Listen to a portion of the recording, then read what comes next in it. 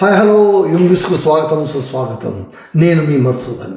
So Kannada big boss season 12 నిన్నటి ఎపిసోడ్లో ఏం జరిగింది అన్ని వివరాలు మీ ముందు ఉంచుతున్నాను. దయచేసి మీరు నా ఛానల్ని లైక్ చేయండి, సబ్స్క్రైబ్ చేయండి, షేర్ చేయండి. నిన్న మనకు ప్రధానంగా మొన్నటి టాస్క్ కంటిన్యూషన్ జరిగింది. అంటే అక్కడ లాక్ వేసి ఉంటారు, అవుట్ సైడ్ స్విమ్మింగ్ పూల్ బయట ఒక లాక్ పైన లాక్ చేసి ఉంటారు. జంటలను ఒంటెలను వాళ్ళ బ్యాచ్ వాళ్ళు స్విమ్మింగ్ పూల్లో దిగి అక్కడ తాడుకు కట్టినటువంటి తాడును నడిపించుకొని కీ తీసుకొని వచ్చి ఓపెన్ చేయాలి. ఓకేనా? సో అలా చేస్తున్న క్రమంలో ఈ టాస్క్లో కూడా మళ్ళీ ఒంటిగాళ్ళే గెలుస్తారు. అంటే రాజు రాణులే గెలుస్తారు. సేవకులుగా జంటగా ఉన్నటువంటి వాళ్ళు ఓడిపోతారు. అయితే ఇక్కడ ట్విస్ట్ ఏంటంటే ఈ గేమ్ ఓడిపోవడంలో, ఈ టాస్క్ ఓడిపోవడంలోన వీళ్ళ జంటల తప్పిదం కన్ఫ్యూజన్ ఎంత ఉందో అంత కన్ఫ్యూజన్ వీళ్ళు కూడా క్రియేట్ చేశారు. ఎవరు? ఇద్దరు, సతీష్ అండ్ చంద్రప్రభ. ఎందుకంటే వీళ్ళిద్దరికీ కూడా బిగ్ బాస్ సీక్రెట్ టాస్క్ ఒకటి ఇచ్చారు. మనం విన్నాం లాస్ట్ ఎపిసోడ్. మీ టీమును మీరు ఓడించాలి, ఓడిస్తే మీకు డైరెక్ట్గా ఫైనల్ కంటెస్టెంట్గా మీకు అర్హత లభిస్తుంది అని చెప్పారు. దాంతో వాళ్ళిద్దరూ సీక్రెట్ నుంచి బయటకు వచ్చి ఆ విషయాలేమి బయట చెప్పకుండా వాళ్ళిద్దరూ పదే ఛాన్స్ తీసుకొని స్విమ్మింగ్ పూల్లోకి వెళ్ళి కావలసిగా లేట్ చేసి కీస్ తీసుకురావడంలోన వాళ్ళు సక్సెస్ అయ్యారు. దీంతో ఆ టీం ఓడిపోయింది. ఓడిపోయిన తర్వాత అగైన్ బిగ్ బాస్ చెప్తారు, ఇప్పుడు మళ్ళీ ఒంటిగాళ్ళు గెలిచారు కాబట్టి మీలోనూ మరో ఫైనల్ కంటెస్టెంట్ని అనౌన్స్ చేయండి అంటారు. ఈసారి ఫైనల్ కంటెస్టెంట్గా ఎవరు? కాక్రోచ్ సుధీర్ పేరు చెప్తారు. అంటే మొత్తం 3 కంటెస్టెంట్లు, 3 టాస్కులు జరిగితే మొదటి టాస్క్లో మల్లమ్మ, రెండవ టాస్క్లో ధనుష్, మూడవ టాస్క్లోనూ కాక్రోచ్ సుధీర్ వరుసగా ఫైనల్ కంటెస్టెంట్లు అయిపోతారు. సో అలా జరిగిన తర్వాత సరే జంటల పాపం వాళ్ళు బాధపడుతుంటారు.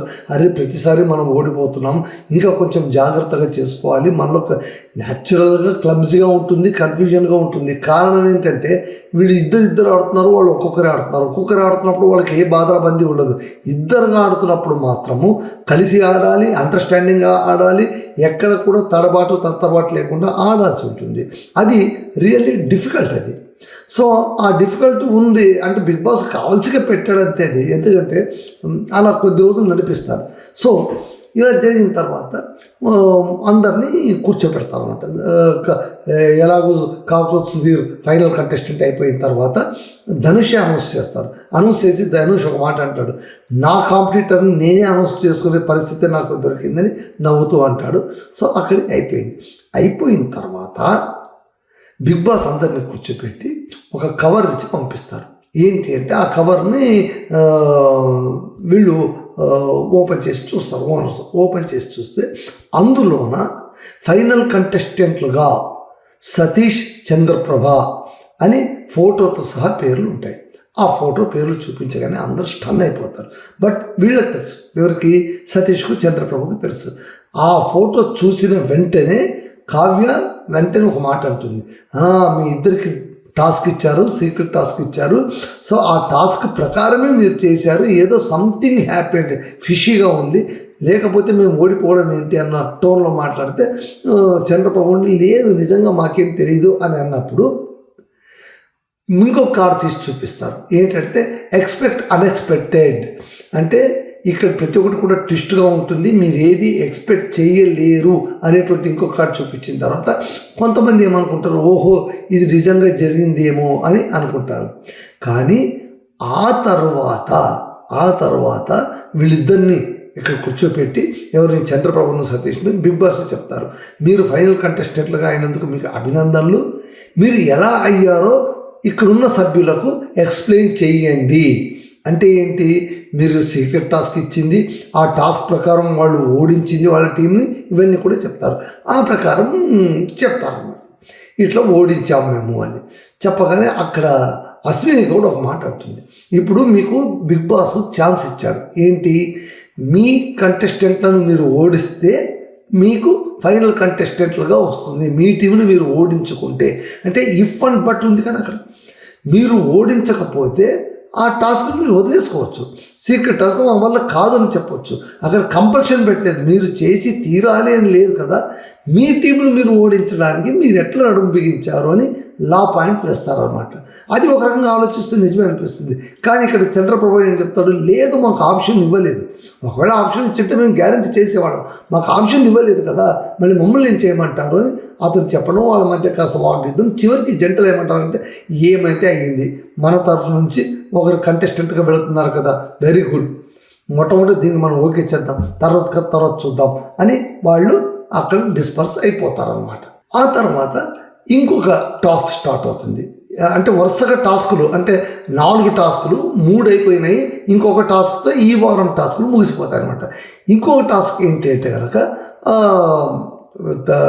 కర్రలు అమర్చి ఉంటారు, ఆ కర్రల పైన స్ట్రీప్గా ఉంటుంది, దాన్ని నడుచుకుంటూ వెళ్ళి డోమినోస్ ప్లేట్స్ ఉంటాయి కదా, ఆ ప్లేట్స్ను రెడ్ సిగ్నల్ దాటకుండా పెట్టి వరుసగా పేర్చుకుంటూ రావాలి.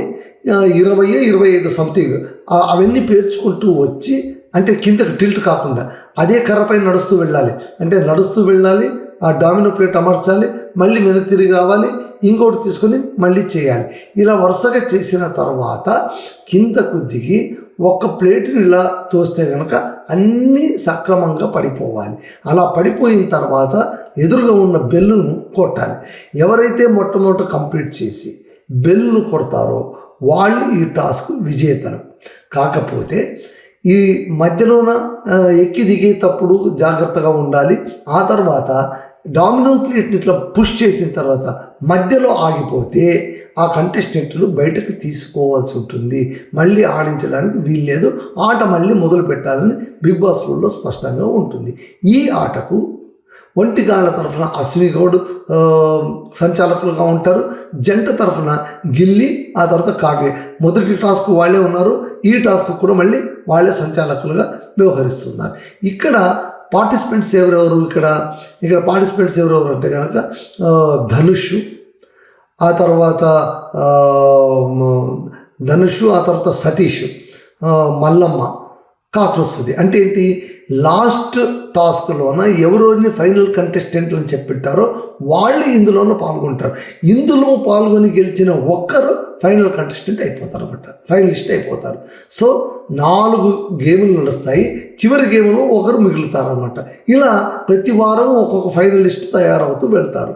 ఇది అసలు యాక్చువల్గా గేమ్ ప్లాన్ అనమాట. సో ఇక్కడ అసలు ట్విస్ట్ ఏంటంటే, సరే మల్లమ్మ చాలా బాగా ఆడింది నిజం చెప్పాలంటే. ఆమెకున్నటువంటి పరిధిలో ఆటను అర్థం చేసుకొని కమ్యూనికేషన్ గ్యాప్ లేకుండా మెల్లమెల్లగా పోతూ పేర్చుకుంటూ వచ్చింది. సతీష్ పర్వాలేదు, కాక్రోచ్ సుధీర్ కూడా పర్వాలేదు, వీళ్ళు పెద్దగా ఏం లేదు. కానీ ధనుష్ ఏం చేశాడంటే చక్క ఆ ఆటను కంప్లీట్ చేశాడు. కంప్లీట్ చేసి కిందకి దిగి ప్లేట్ నొక్కాడు, సర్రని పడిపోయింది, వెళ్ళి బెల్లు కొట్టాడు, ఎస్ ధనుష్ గెలిచేశాడు అని అందరూ కూడా అనౌన్స్ చేశారు. సంచాలకులు కూడా ధనుష్ విన్ ది గేమ్ అని చెప్పేశారు. ఇంకా అతను ఫైనలిస్ట్ అని అందరూ అనుకున్నారు. అక్కడే బిగ్ బాస్ ట్విస్ట్ ఇచ్చాడు.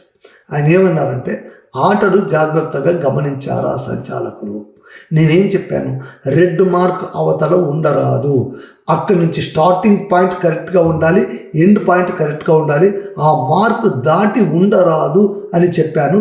మళ్ళీ మీరు ధనుష్ని చూసారా సరిగ్గా అంటే అప్పుడు చూస్తే కనుక కరెక్ట్, రెడ్ మార్క్ దాటి అవతల పెట్టింటారు.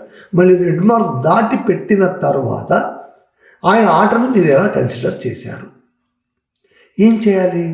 వెంటనే అశ్విని గౌడ్ కొంచెం ఆమె కాస్త అనుభవం ఉన్న వ్యక్తి కాబట్టి ఆమె ఉంటుంది, ఓకే బిగ్ బాస్ మా వల్ల తప్పు జరిగింది కాబట్టి ఆటను మళ్ళీ మనం మొదలు పెడదామంట అని చెప్తాను. చెప్తే కనుక అప్పుడు ఆటను మొదలు పెట్టాలని రూల్ బుక్లో రాసి ఉందా అని మళ్ళీ సంచాలకులు అడుగుతారు. సంచాలకులు బిగ్ బాస్ అడుగుతారు, రాసి పెట్టలేదు. మళ్ళీ ఈ తప్పు ఎవరిది, ఆడిన వాళ్ళదా లేదా సంచాలకులదా? మళ్ళీ తప్పు జరిగింది కదా, ఈ తప్పు ఏంటో మీరు ఖచ్చితంగా చెప్పాల్సింది ఇక్కడ అని చెప్తే అక్కడ ఆమె ఒప్పుకుంటుంది, తప్పు మాది, ఎందుకంటే గిల్లి చూసుకోలేదు, కావ్య చూసుకోలేదు, అశ్విని గౌడ్ చూసుకోలేదు, వీళ్ళు ముగ్గురు సరిగ్గా చూసుకోకుండా డిక్లేర్ చేశారు. ఇక్కడే అసలైన విధం మొదలవుతుంది. ఆటను మళ్ళీ మొదలు పెడదాము అని అన్నప్పుడు వీళ్ళందరూ కూడా మళ్ళీ ఆట ఎలా మొదలు పెడతారో సుధీర్ అంటారు, ఎట్లా మొదలు పెడతారు మీరు, ఆల్రెడీ అయిపోయింది కదా, అతన్ని అవుట్ చేయండి మా ముగ్గురికి. ఇక్కడ ఏంటి సుధీర్ ఆలోచన ఏంటి, ధనుష్ని పక్కన పెట్టేస్తే కనుక కాంపిటీషన్ తగ్గుతుంది. తాను ట్రై చేసిన ప్రతి ఒక్క కంటెస్టెంట్కి అలాగే ఉంటుంది. ధనుష్ ఏమంటాడు, సంచాలకులది కదా అది బాధ్యత, వాళ్ళు చెప్పాలి. వాళ్ళు చెప్పకుండా నేను ఆడినప్పుడు నా ఆట ఏదో నేను ఆడాను, సంచాలకులుగా వివరించిన వాళ్ళు చేసిన తప్పుకు నన్నెందుకు బలి చేస్తారని ఆయన అడగడం. సో ఇలా ఒకరికొకరు బాగా విపరీతంగా కొట్లాడుకుంటారు. చివరికి ధనుష్కు ఆ తర్వాత సుధీర్కు వాదోపవాదాలు విపరీతంగా నడుస్తాయి. అక్కడితోన ఈరోజు ఎపిసోడ్ ఎండ్ అయిపోయింది.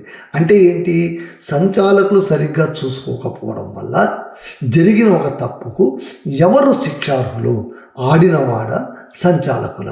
ఆడిన వాడికి శిక్ష విధించాలంటే ధనుష్ ఆల్రెడీ ప్లే చేసేసాడు, అతన్ని డిక్లేర్ చేసేసాడు, మళ్ళీ తను ఎందుకు ఆడాలి? అక్కడికే ఒప్పుకుంటాడు, ఓకే నేను మళ్ళీ ఆడతాను కావాల్సింటే అని. కానీ సుధీర్ ఒప్పుకోడు. ఆయన మళ్ళీ ఎట్లా ఆడిస్తారు? ఆయన తప్పు కూడా ఉంది కదా, ఆయన కూడా చూసుకోవాలి కదా.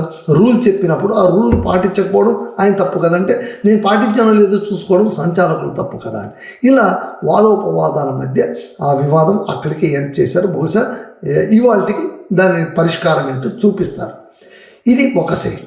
రెండవ సైడ్ ఏంటంటే, నిన్న మనం మాట్లాడుకున్నట్టుగానే మళ్ళీ టామ్ అండ్ జెర్రీ కొట్లాట మొదలైందనమాట. బిగ్ బాస్ హౌస్లో ఉన్న టామ్ అండ్ జెర్రీ అంటే ఎవరు అంటే కనుక గిల్లీ, ఆ తర్వాత అశ్విని గౌడ్. వీళ్ళిద్దరి మధ్య అంటే మొదటి రోజు ఎపిసోడ్లోనేమో అశ్విని గౌడ్ది అహంకారంగా ఈగోయిస్టిక్గా మనకు కనిపించింది. కానీ ఆమె స్పష్టంగా నా పాత్రలో నేను ఉంటున్నాను, నాకు బిగ్ బాస్ ఏ రోల్ ఇచ్చాడో ఆ క్యారెక్టర్లో నేను ఉంటున్నాను, నేను క్యారెక్టర్ నుంచి బయటికి రావట్లేదని ఆమె చెప్తుంది. కానీ ఆమెను రెచ్చగొడుతూ గిల్లుతూ గిచ్చుతూ వినోదాన్ని పంచుతున్న వ్యక్తి ఎవరయ్యా అంటే కనుక గిల్లినట. ఆయనకు సరిజోడి ఎవరు అంటే కావ్య. వీళ్ళిద్దరు జంట కాబట్టి కావ్య అతనికి బాగా ఇండైరెక్ట్గా మద్దతు ఇస్తూ అశ్విని గౌడ్ని, ఆ తర్వాత ఒంటిగాళ్ళను, రాజులు రాణులను రెచ్చగొడుతూ ఉంటారు. ఇవాళ కూడా ఏంటంటే కనుక వాళ్ళు తిన్న పాత్రలు ఎక్కడ పడితే అక్కడ వదిలేస్తున్నారు, సింక్లోనో ఎలా పడితే అలా వదిలేస్తున్నారు. వీళ్ళకందరికీ మనం గట్టిగా బుద్ధి చెప్పాలి అని చెప్పి రాజులందరూ రాణులు మాట్లాడుకుని వాళ్ళందరినీ అసెంబ్లీ చేయిస్తారు. అసెంబ్లీ చేయించినప్పుడు అశ్విని చెప్తూ ఉంటుంది, ఇలా ఉంది, మీరు సేవకులు అన్న విషయం మర్చిపోవద్దు, మేము రాజులు రాణులు అన్న విషయాన్ని మీరు మర్చిపోవద్దండి. మీ క్యారెక్టర్స్లో మీరు ఉండి తీరాలి. ఎందుకంటే బిగ్ బాస్ చెప్పాడు మీ క్యారెక్టర్స్లో మీరు ఉండి తీరాలని. కానీ కొంతమంది రూల్స్ను బ్రేక్ చేస్తున్నారు అని చెప్తున్నప్పుడు కావ్య ఎటో చూస్తూ ఉంటుంది, అటు ఇటు చూస్తూ ఉంటే ఈమెకు కోపం ట్రిగ్గర్ అయిపోతుంది.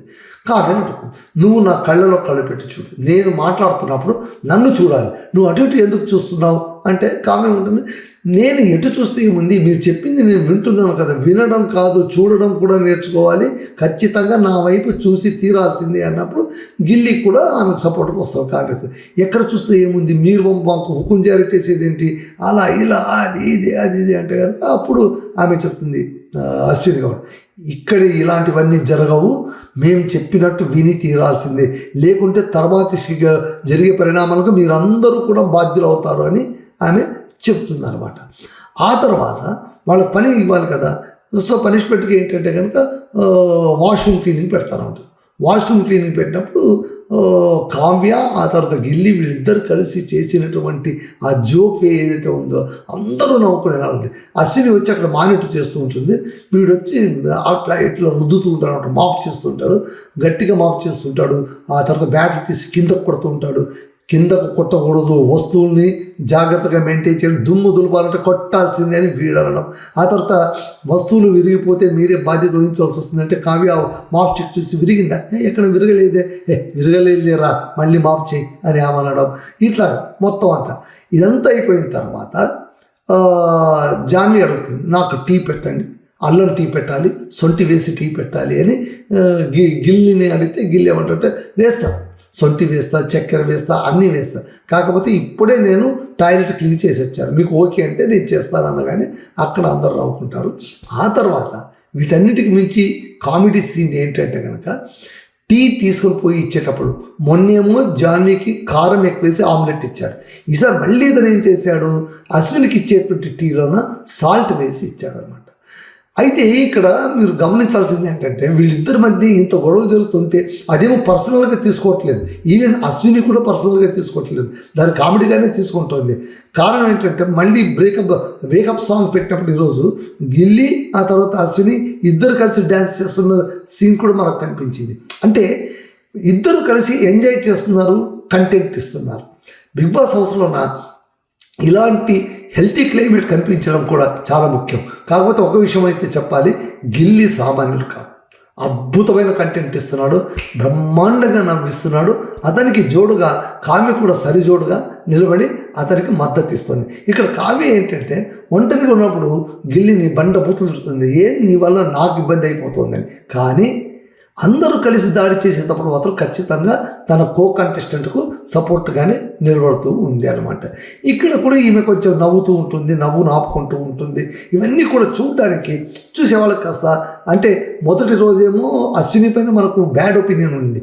ఏంటి ఈమె ఇంత ఈగోయిస్టిక్గా ఉంటుంది, ఎంత రాజమాత అయితే మాత్రం ఇలా చేస్తుందా అనేటువంటి ఫీలింగ్ అందరిలోకి వస్తే, ఈరోజు ఎపిసోడ్ నిన్నటి ఎపిసోడ్ చూసిన తర్వాత మాత్రం ఖచ్చితంగా ఆమె కూడా తన రోల్ తాను ప్లే చేస్తుంది. షీఈ్ ఆల్సో ఎంజాయింగ్ అనేటువంటిది మనకు కనిపిస్తుంది. అది ఇవాళ ఎపిసోడ్ రివ్యూ అండి. కాకపోతే ఆల్రెడీ ఇవాళ ప్రోమో కూడా వచ్చేసింది. ఈ ప్రోమో ప్రకారం నామినేషన్స్ జరగాలి. ఈ నామినేషన్లో ధనుష్ను నామినేషన్ చేయడానికి ఏదో ప్రయత్నిస్తున్నట్టు కనిపిస్తుంది. ఈ రోజు రివ్యూ గురించి ఈరోజు అయితే ఖచ్చితంగా ఇస్తాను. నిన్నటి రివ్యూ ఇవాళ లేటుగా ఇస్తున్నాను, దయచేసి క్షమించండి కొన్ని టెక్నికల్ ఇష్యూస్ వల్ల. సో మళ్ళీ ఇవాళ రివ్యూలో మళ్ళీ కలుసుకుందాం. అంతవరకు సెలవు. సైనింగ్ ఆఫ్ మీ మధుసూదన్.